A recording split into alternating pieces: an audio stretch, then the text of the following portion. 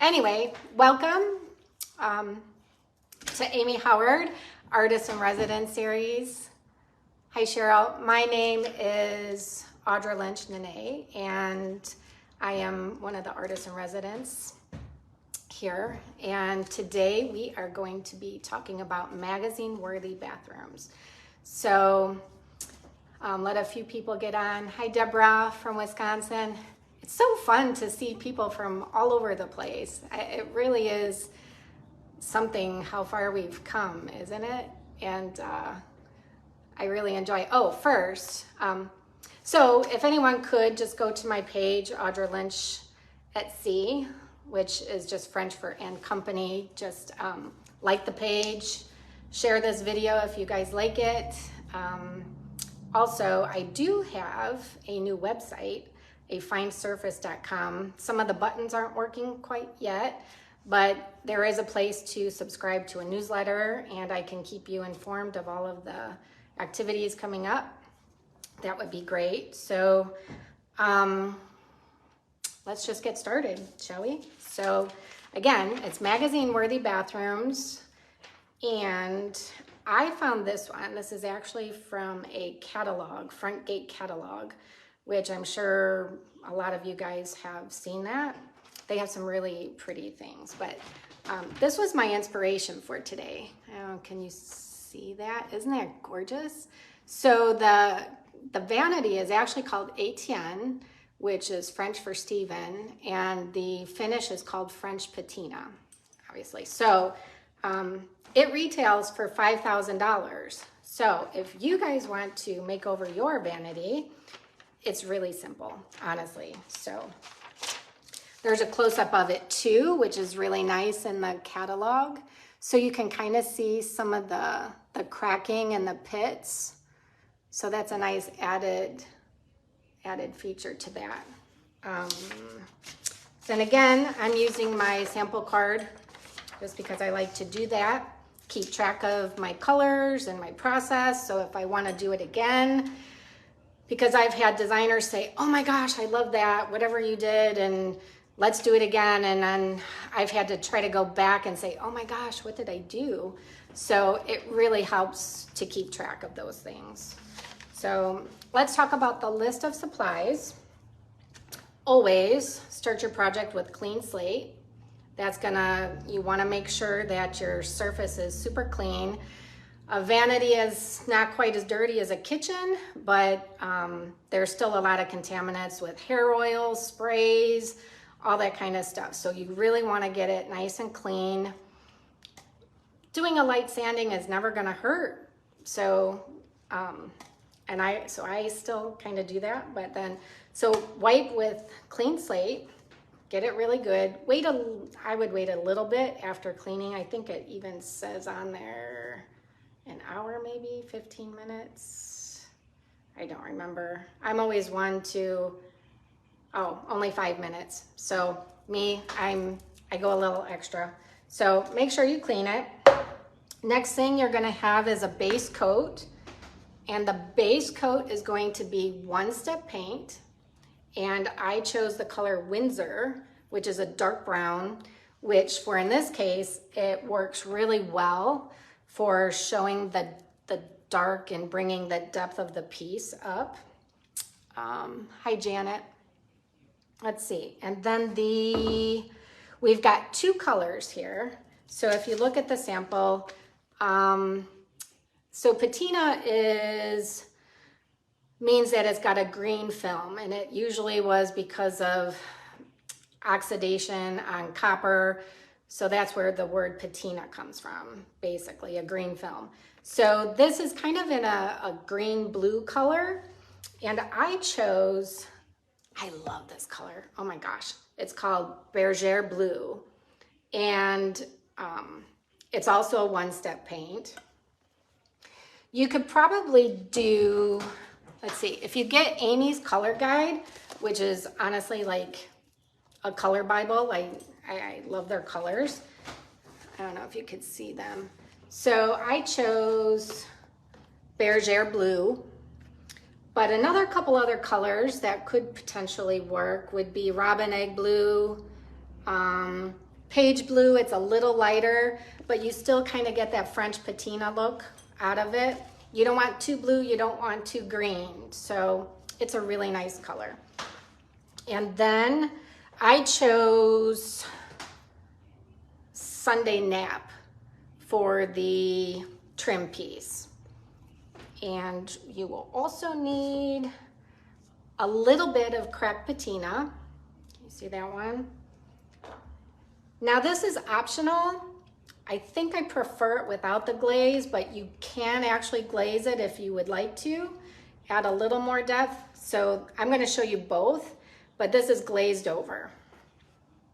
And then you want your light and dark wax, okay? So, of course you want a couple of paintbrushes. I have a small round brush. Oh, and the fun part is a screwdriver, because we are going to put a little bit of wormwood holes in our finish. And wormwood is actually not worms, they are beetles. And the eggs were laid into wet wood when it's moist and whatever, and then they decide to hatch and come out of the wood and make the little holes that we actually really like. So let me turn this down for you. Hi, Lorette. I hope everyone's doing great because it's so sunny out today. It's gonna be 70 degrees. Tomorrow's gonna be 30, which stinks, but it's okay. It's good to see the sun, right? So, and I can't see, I'm not coming up on live. Oh yeah, I am, okay. There we go. So,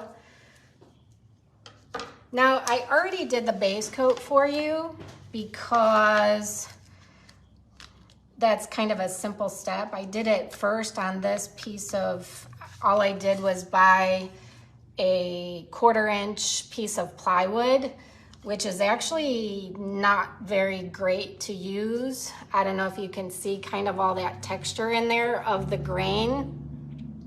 It's not quite desirable for this finish in my mind, but so MDF might work better if you want to actually practice on a sample piece. And then I actually did a sample board and I cut some trim just to show you guys what that finish would look like if it actually had trim. But let's say you don't have trim and you don't want to go through the steps of cutting it or whatever. You can actually tape it out like I did here, and it will give you the illusion of a trim piece. And honestly, I guarantee that would look really nice as well. So since I have the base coat, basically with the base coat, you're just going to apply, like I said, the Windsor brown, and you're just going to do, I like doing 2 coats. You only have to do 1 probably, but you could do 2 coats.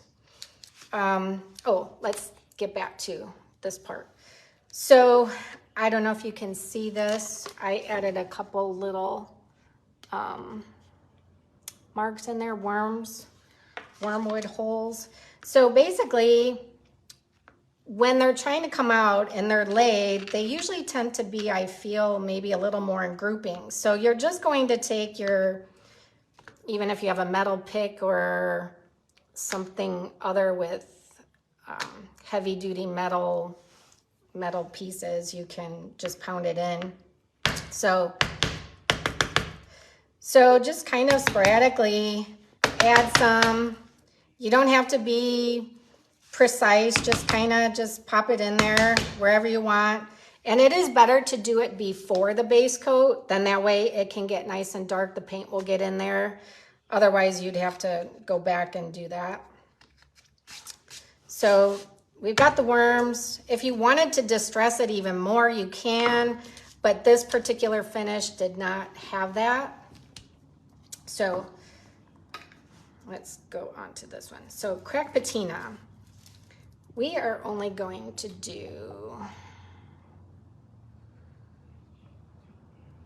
this only requires a very little bit of the cracked patina, because like I said, if you look at this picture, let me see, hold on. I blew it up for you guys so you could see it. If you look at this picture, there's just a little bit of the cracking going on. It's not all over. So on this particular piece, I want to just do a little bit. And now the cracked patina is a product that does not dry. You need to go over it with one step only. It's not gonna work with the Miracle Paint nor the Milk Paint. So you're just gonna take this small brush and I'm just gonna add a little bit, just say, just a few little spots. Now you can apply it fairly liberally in those spots. You wanna try to keep it in one direction and the same way that you're gonna wind up painting. You're gonna wanna let this dry a couple hours. That's why then I already did it on my sample for you.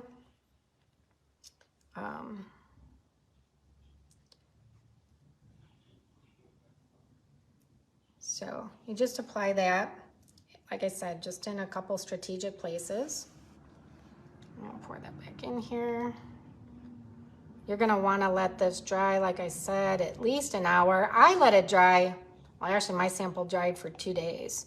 So now when you put your one-step paint on top of it, that's when the magic of the crackle happens, which we will do that on this next piece for you. This stuff works so nicely. So like I said here, so you see how shiny it is, and it's gonna stay shiny. Now if you wanted full crackle, say on something else, I would suggest using a foam brush so you're not having brush marks in there. But for this particular thing, since we're just doing little tiny spots, this little brush does just fine. So I'm gonna set this aside. Hopefully it dries enough and I can kind of show you putting the light color in here, what that will look like. So let's pretend we waited for it to dry. I already did the white, the Sunday nap, and you can see how it already has some cracking in the certain places. This one will go over with the Bergère blue. I will put another coat on here because I don't know if you can see, it's very light in some areas, but I want to show you how I apply it to kind of keep that dark of the wormwoods and the color in there, because if you do it too thick, you're going to lose that dark color underneath there, and we want to actually see that. So let's open up our Bergère. I really love this color. Really, really love it.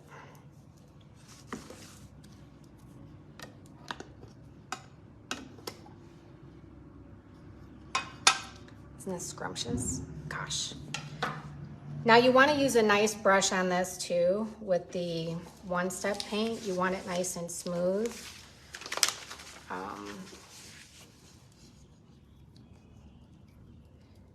And you're just going to take it straight out of the can.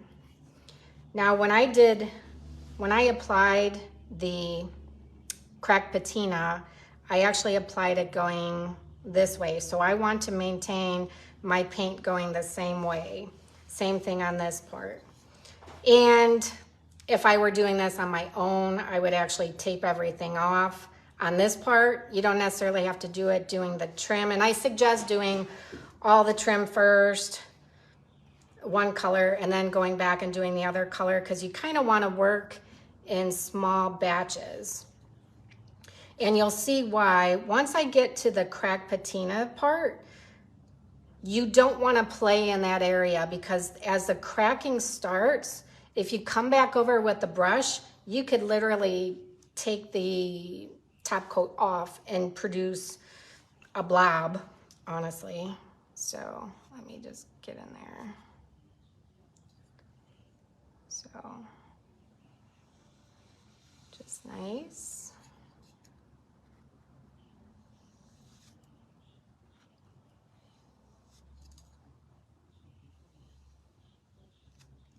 You can see that it's already starting to activate.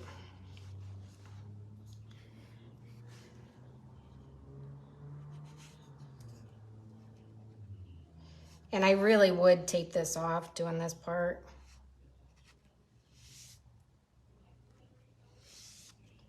And you can see how I left, you know, you do have the pinhole in there, and I like that part. If you do tend to go over it too much, when we get to the waxing stage, or that's why you can even add some glaze, you can add that back into there and see those. So now this had a little bit in there, and I can tell because it's already reacting. I don't know if you can see that. But if I were to pull on that, I would start to pull that off more. And again, it's not the end of the world. You can still do that.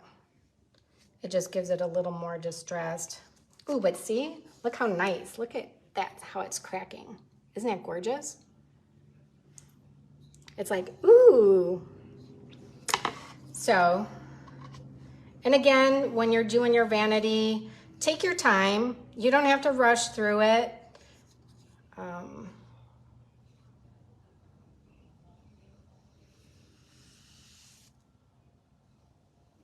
we're just gonna put nice, even, fluid brush strokes.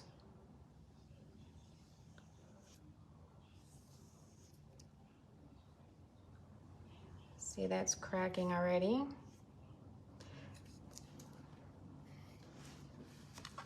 So, isn't this color gorgeous? Oh my gosh, I just love it. I studied French for 6 years. I've always loved French things. When I was in junior high, I had it all junior high, had it in high school, and I even had French in college 1 year. And we weren't allowed to speak any English, and I was like, oh my gosh, this is so hard. But I can read French a bit and understand more than actually speak it. I would think, though, I would be able to pick it up fairly quickly. I would hope, after all that time, right? So, okay. So you can see this starting to crack too in there, a little bit there. It's starting to crackle there. Ooh, am I holding it not in the right spot? Sorry. But, and this wood is really not the nicest piece of wood, which I should have gotten a different one, but that's okay. So, see, and I don't have a bucket of water to rinse my brushes. So, let's add a little bit more of the Sunday nap. So now let's say we wanted to come back and add a little bit more onto there. We are going to make sure you always shake your cans. I had shaken them all yesterday, which I probably could have done a little more today. Sunday nap has a little bit of a pink hue to it though. If you wanted a different color, you could definitely go a little creamier than the Sunday nap. So, let's see. So see how that's starting to really crackle? That's so nice. And now, like I said, it's just in some strategic places. So, now on this part, like I said, you can see where it's kind of going through a little bit, and I'm not quite happy with that. So, I would just come back and add some second coat to fill that in. Now, if I'm going over something, say this crackle, I don't want to put a fully loaded brush on there because that paint will go into the crack. So I'm going to offload it next to it and then just kind of come over it So I'm not filling in all of those cracks, if that makes sense to you guys. Does that make sense? And then you just put enough on to where you're happy with it.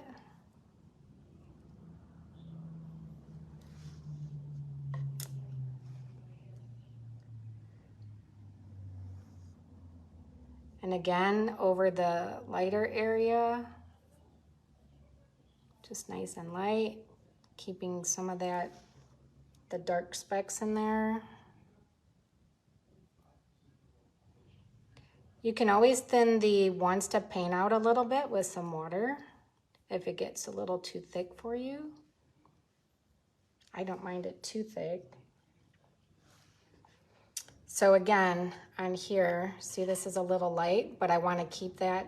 So I'm offloading in front of it, just lightly pulling it over it. So it's almost like I'm just lightly using the flat side of my brush on there. Like I said, to keep all of those dark spots in there. That's what I really want. And again, like I said, I would normally take this off because you can see I got blue in there.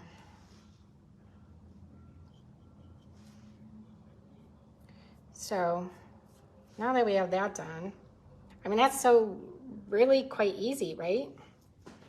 So when that's done, you want to come back and you could put a second coat of the green or the Bergère blue, second coat of your cream color or white color, and you're ready.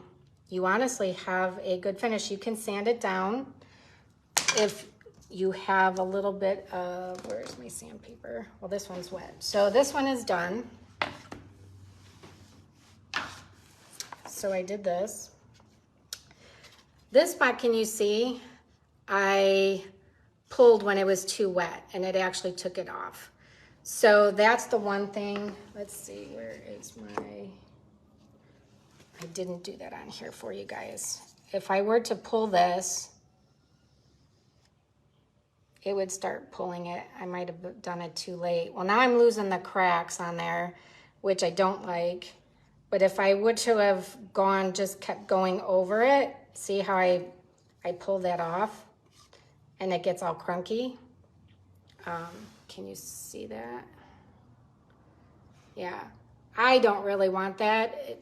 I mean, it does cause, or it does show an aged finish, but that's not really what I was going for. So I really don't like that. That's why when you paint it directly over the cracked patina, you want to just let it be. So don't play with it, then that's why then just come in with the second coat of the Bergère blue. And so this sample actually has 2 coats on it. I was fine with leaving this. I thought I would just show you guys that spot. So I'm going to glaze this one and show you the difference of glazing and then just waxing. So let's move this over. So now the glazed over, this is glazed over. You see that there?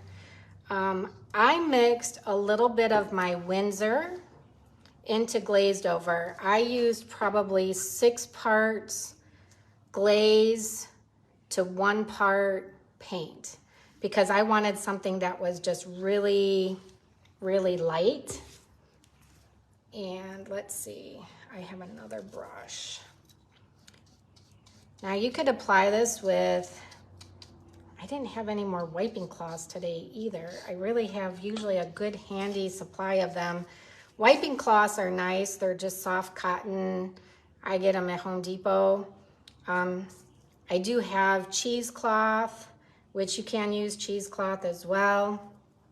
I prefer the wiping cloths though. So let's just say you want to add a little bit of glaze, especially to, yikes, made a mess. Especially to, good thing it's not,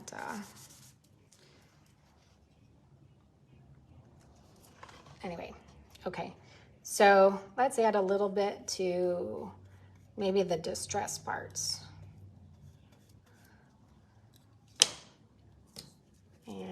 I'm going to use cheesecloth.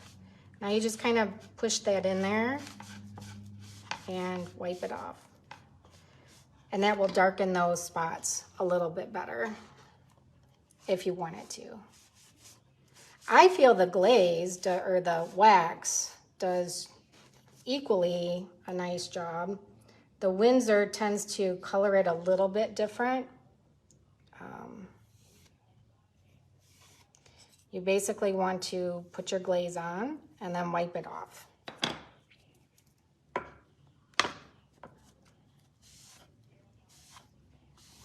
But it will go into the crevices and darken them up.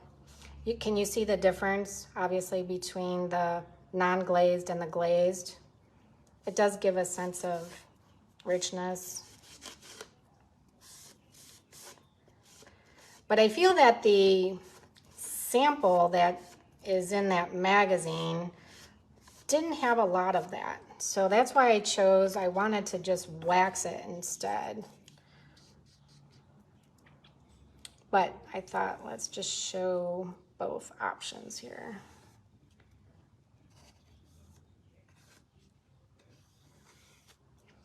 So here we go. See, it just settles nice into there. How pretty is that though? It is pretty. And obviously you're not going to be touching them with your fingers. It's going to be stationary. Sometimes samples are a little harder than your actual piece because you've got all this stuff. You've got a decent amount of time to work with the glaze too, I feel. But I wouldn't go putting it all over the whole thing and then trying to rub it off. So again, you want to work in smaller sections. And your corners or your crevices are important. You don't want to leave gobs in there.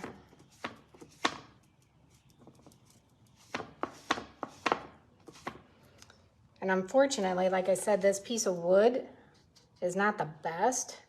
So it's got a lot of, you see a lot of the grain in there.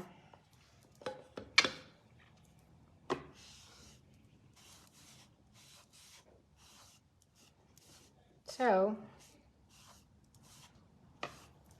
I mean, that's fairly easy, right?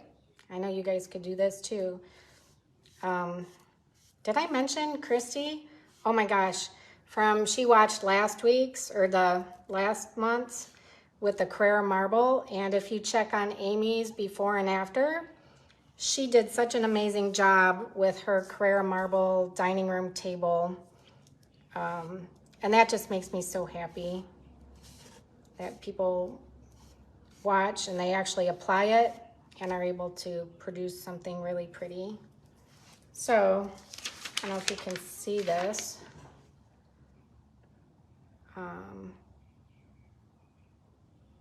It's very close to that finish. But let me show you. And now you could let this dry and just put clear wax on it, or you could put, or the light wax. You could actually put light wax with some dark wax on it. But let me show you. So this one has wax on it. It's a little more agey, yellowy, which instead of the glaze over. Let's see, I know I had one that I was going to wax. Here we go. So let's show you the waxing part. So what I do with the wax, start with the light wax first. Gosh. And the light wax serves as a barrier so the dark wax doesn't just absorb in and you can slide it around. So if you put a little of your wax on your piece, you're gonna put that in there. Make sure you get into your crevices. Now you can actually, as that's wet, that's what I do anyway. Come in with your, I would use a different rag. Come in with just a little bit of the dark And you can kind of highlight it in your crevices. And then just blend that off. Just to darken those up if you feel that they're not dark enough. That's all. You don't even need to use the dark wax at all if you don't want to. I think on the Bergère blue, other than cracks, I think the light wax does just a great job on its own. It really deepens it up. And you're just going to apply the wax. Make sure you get into all the crevices. And again, it's really different on these little samples than working on a big furniture piece that doesn't move on you. You might be in a better position. So, and then you can go back after about 20 minutes and buff it if you'd like to.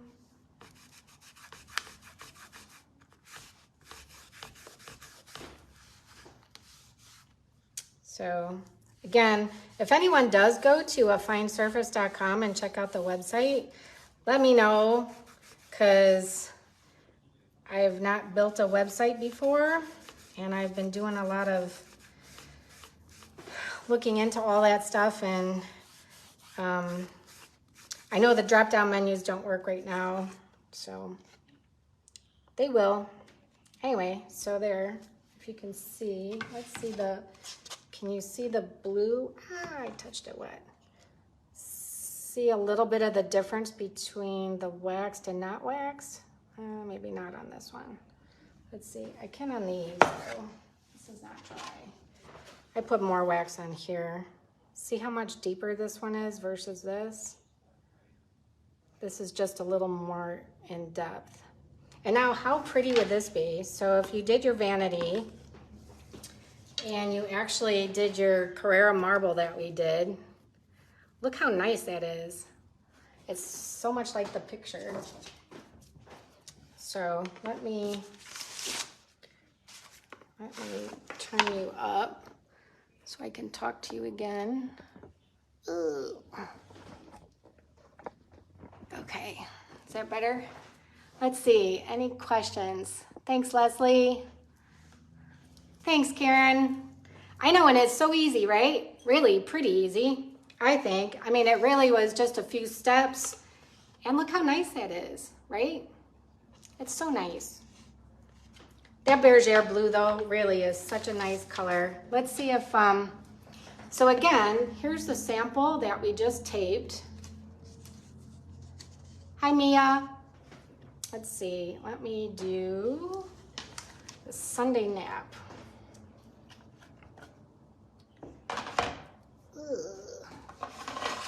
I should have things.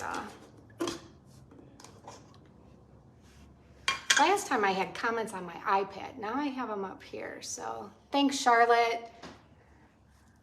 Becky, yeah, right? Isn't that marble with that color? It's beautiful. That's why I really just, you know, when I look at pictures, I mean, design has come, a lot of people can put things together now as just with the internet and everything that we can search and do. A lot of people are able to put things together themselves, unlike maybe years past.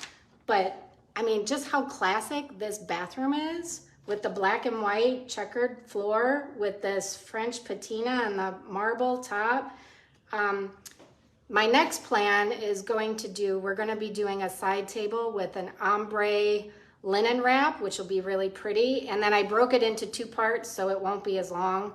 And then the top, we're gonna do a shagreen top, which is actually shark skin or stingray, depending on where it comes from. But it would go lovely in a bathroom like this. So anyway, let's see how well this works, because I'm pushing it. I know it's not dry. Like I said, the crack patina will never quite dry. You have to put the one step over it in order to get the crackle. And if you have, let's see, should I have my bucket? So here, Let's see if it works.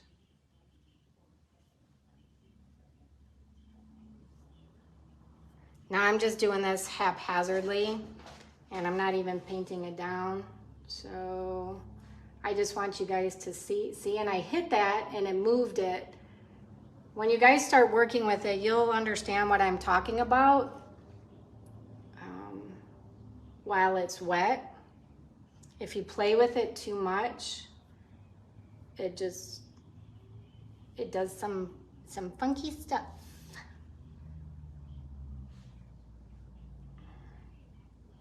And again, you would be putting 2 coats on this. So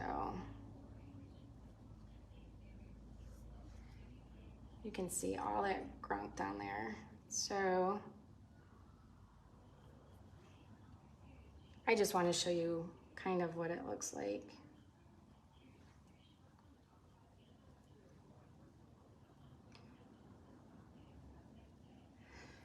Oh my goodness, don't mind my painting today. I didn't eat breakfast. We had a little bit of initial trouble doing the test to get on, so then I was all stressed out, like, oh no, it's not gonna work, but we got it, obviously. So if you tape it and you don't have it, see? I mean, you could totally tape it and it would look nice, even if you don't have the trim, right? I mean, it would work.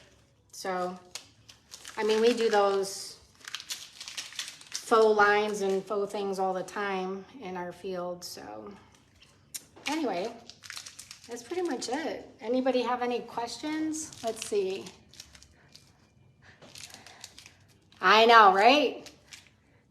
I know, I think we spent almost an hour trying to get on for the test this morning. I was like, oh gosh, I almost had to do this with my laptop, and I'm thinking, how am I gonna actually have this position so you guys could see it? So anyway,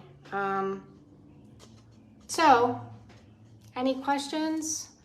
Like I said, you can just go over and sign up for the newsletter, like the page, share this, that would be great. Stay tuned. I don't know who's coming up on Thursday. I don't remember what's going on. I think my normal night, or my normal time though, is Thursdays at 7. I switched with one of the other gals. She's on a sunny cruise today, so I'm envious of that, right? But so I hope you like that. French patine, my palette patine. How nice is that? Very simple, just a couple steps. Base coat, crack patina, paint over it, and wax it. And you've got a really beautiful finish for a new vanity, a new table. It doesn't have to be in the bathroom. You could do anything, a furniture piece, a side table, whatever you'd like to do. So, afinesurface.com, afinesurface.com. So, thanks, Janet. And I really, really love that you guys, if you do try it, please make sure you share the pictures with all of us, because we want to know that our efforts are helping you guys. We really want to share our knowledge. Amy's got great products, and we're all here to help everybody out. So please make sure you do that, okay? Hi, Mary Margaret. Thank you. So I'm going to say goodbye. Until next time, the linen ombre. Make sure you stay tuned for that one, okay? Thanks, Patty. You guys, everybody have a great day, okay? Bye.